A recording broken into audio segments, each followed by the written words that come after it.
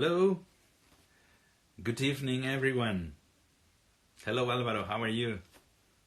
It's good to see you here.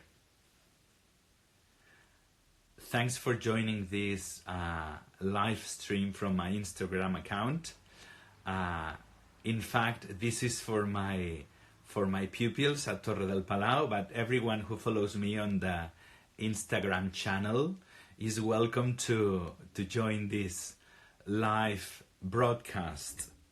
I'm very happy to see you here, Merichel, Maria, Susejat. Hello everyone, right? In fact, this is the very first experience for me broadcasting live for my students, so it's going to be quite experiment. Thank you very much, Victor, Mari, for joining in, and just an experiment to see that with technologies and this all these social networks, we can get together and we can contact each other, right?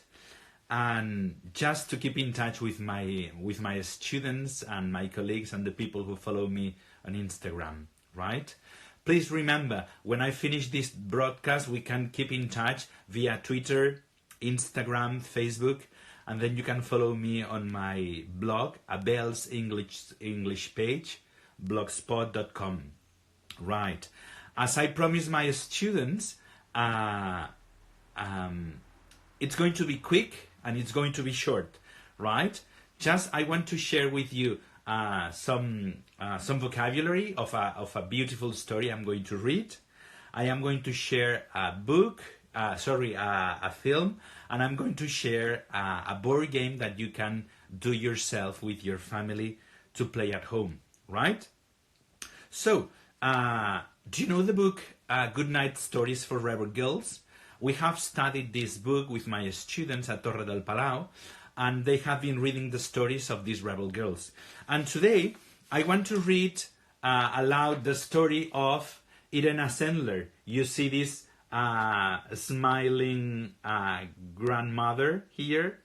Her face is lovely, and her story, the story of Irena Sendler, is very nice and very powerful. So I'm going to read it for you. This is the image, the drawing that appears in the book Good Night Stories for Rebel Girls. And then before we read the story, I want to teach you some vocabulary that is going to appear in the story. The first word is drowning. Drowning means que se ahoga, que se ofega.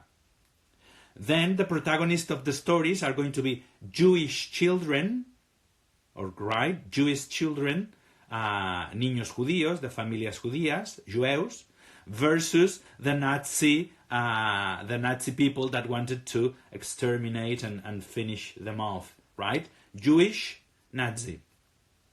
Another piece of vocabulary I want to share is slips of paper, right? I have a jar, a marmalade jar, with slips of paper. You will see that these slips of paper will be in the story as well, right? Slips of paper. And the marmalade jar. And then the last word, it's a verb called to dig up. Dig up is desenterrar, treure del terra. So we revise the words: drowning, Jewish, slips of paper, to dig up. Okay? And this vocabulary is going to appear in the story of Irena Sendler that I am going to read with you. Keep the image of this woman in front of you, right? This is the story. Irena Sendlerova, war hero. In Poland, there lived a little girl called Irena who loved her father dearly. One day, a terrible epidemic of typhus broke out in their city, Warsaw. Irena's father was a brave doctor. He could have stayed away from the people who were sick and not put himself at risk. But he chose to be with them and look after them until he himself fell ill with the disease. Before he died, he said to his daughter, "Irena, if you see someone drowning, you must jump and try to save them." Irena cherished his words And when Jewish started to be persecuted by the Nazis, she helped Jewish families save their children. She gave the children Christian names and found Christian families where they could be safe. So she wrote their real names and their new names on little slips of paper that she rolled up and hid in marmalade jars. Then she buried all the jars in a friend's garden under a big tree. Sometimes the smaller children would cry when Irena was taking them away. To distract the Nazi guards and cover up their noise, Irena trained a dog to bark when she told it to. She hid children in sacks, in bags full of clothes, in boxes, even inside coffins. In 3 months, she saved 2,500 children. After the war, she dug up the marmalade jars and reunited many of the children with their families. This is the story of Irena Sendler, our hero that was immersed in an epidemic like we are living these days, but she became a hero and tried to help other people. Right? Now, this is the little story that I hope you have enjoyed.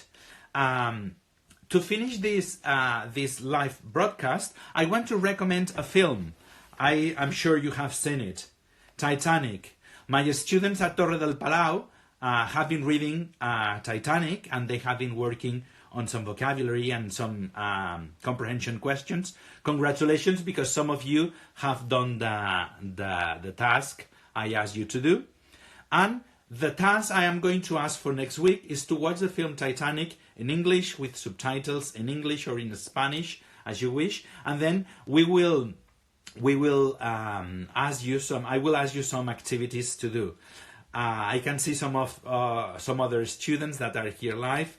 I can see Ruth from the United States. Thank you very much for joining.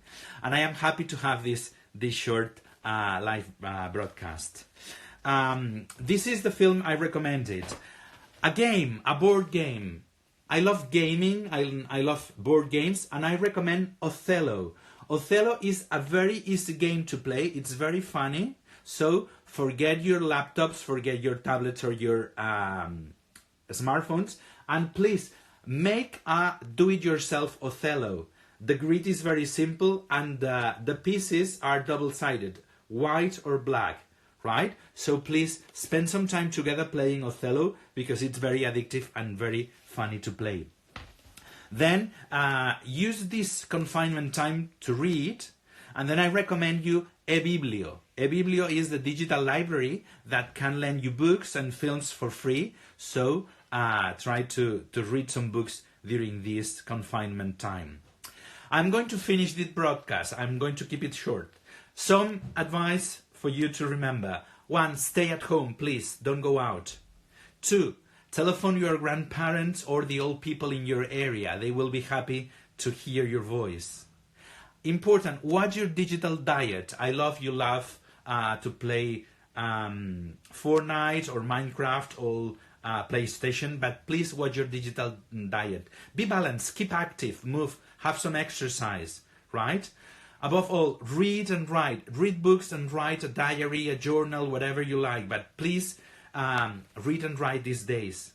And please, the last piece of advice, never stop learning. You can learn from home. You have many, many different choices. So please use this confinement time the best you can.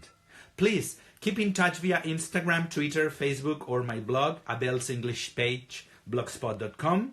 And that's all. I hope to see you soon. Thank you very much for watching this Instagram live story. See you online sometime. Keep safe, stay at home. Bye bye, see you later.